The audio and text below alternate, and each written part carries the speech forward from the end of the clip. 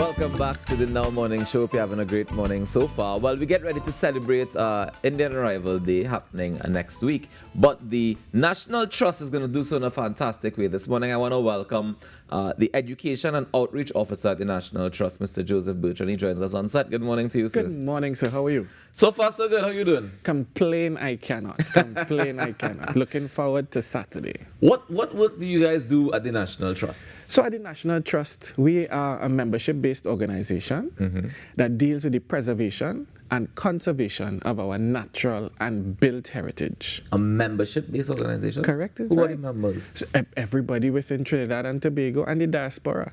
Anybody who believes that Trinidad and Tobago's heritage is important and worthy of saving.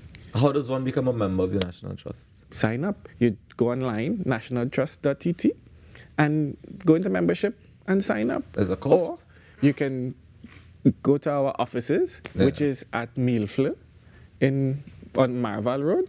Well, only Savannah. Right there. Yeah. And sign up the form, yeah. And there's a cost. There's $200 for preferred membership and all the way up to life membership. Yeah. Okay, I did not know that. That's good information to have. You're welcome. All right, so I understand that the National Trust is taking a boat full of people down to Nelson Island. Correct is right. Why Nelson Island for Indian Arrival Day? Now, Nelson Island is a little microcosm of our history. Trinidad and Tobago's history.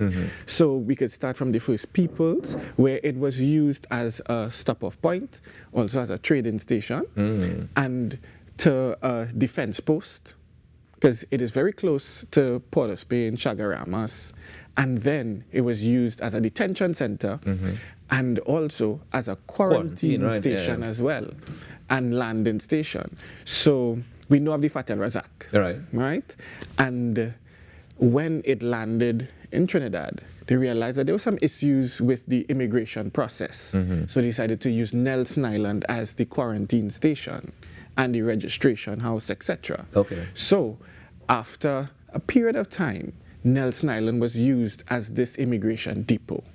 So to stand where they stood, to be where they were, our East Indian forefathers, and then having to be coming from India, barged onto Nelson, and then having a period of convalescence and registration. There's a hospital on the island as well, because the journey would have been rough. Yeah. Right? And then from there to Trinidad and then to the various estates for work.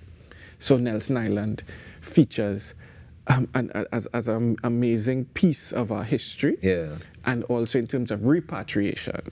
Those from Trinidad, Suriname, and Guyana would have had to pass through Nelson to go back to India. Yeah. So when we go on this tour that's happening, well, when is the tour happening? Saturday. This Saturday This coming. Saturday. That's the 27th, right? 27th. When we go on this tour, is it that we're going to walk through and see the different facilities and aspects? Are those things still in existence? Correct, yes. So we would be taking the water taxi, the Port of Spain water taxi, to Nelson Island, which would take about 10 to 15 minutes. Right? And then from there, as we disembark, you have tours, walking tours and guided tours at that, where you'd walk around the island and you'd be able to see the ruins of the Marian Hospital, see the ruins of some of the bungalows that were there in order to house the immigrants. You see the oldest standing roof building in continuous use, the 1802 building, which was used as a registration hall. Right? So everyone would have had to pass through there in order to be registered. And dormitories as well, still there. And it's still standing? Still standing on the island. At the National Trust, do you guys ever discuss, reviving some of these buildings? Because I know you're saying that they're ruins, right? So is there any talk about building them back up to be, full proper buildings again, even if they're not used for the same reason, obviously, but just to have the buildings up and running again? It is possible, yes. There is a concept called adaptive reuse. Right. All right, where, so for example, there's a mess hall that is still on the island. Right. And that was the area where they would eat. Right. And then in terms of adaptive reuse, it is now a hall to welcome people. So that is on the island. And there's a lot of Go Green initiatives on the island as well. So in terms of sustainability, there's solar energy and also desalination plant on the And is that the work that you guys have been doing in the National Trust? Yeah. Nice, man. Yeah, I'm really happy to hear that, because I think that plenty of people are often concerned that we don't take care of a lot of our history and a lot of the important aspects of our history. So I'm happy to hear that. I know you guys also did a lot of work on the same Millfield building, and also some of the other buildings in the Magnificent Seven. Yes. Can you give me a brief synopsis of some of the work that you guys have done over the years? Okay, so over the years, we are essentially the watchdogs for the heritage of Trinidad and Tobago. Now, there is the understanding that the National Trust protects. We have the legal backing, all right, in terms of assigning the National Heritage designation to a particular site. So when you see something that is old, or a monument or so, and you realize that, hey, this is a national heritage site. It has been done through the work of the National Trust. So there's that side, and then there's also the public education side, where we have tours like this in order to bring people into a better understanding of the site. And then build appreciation, and thus have it easier to be saved. If I wanted to get a establishment or a place or a building listed on the National Trust as a heritage site, how does that happen? How do I go about that? It's easy. So you can firstly make a nomination for the site. And this nomination would have the name of the site and then a brief history of the site. Then it goes to our landmarks committee where a dossier is done. And this particular document has everything about the building. About the building. So if you read it, you should be able to get as much information as possible on the site. And then that goes to the minister. There's a process in terms of the legalities of it. It has to be gazetted, etc. And then eventually listed as a national heritage site. And it can also, depending on its world appeal, become a world heritage site. And you all do that World Heritage site as well, or that's another organization? That is UNESCO. UNESCO. Figured as much.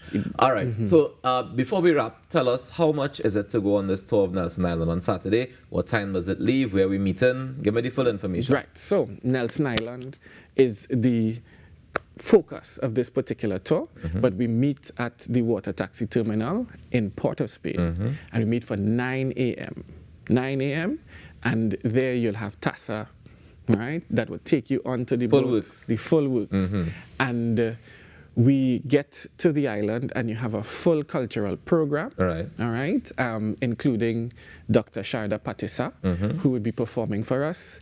And there are some dances that you would also learn as well, because the Indian dance, there's traditional Indian dance, there's a beautiful story that is told. Of course, right?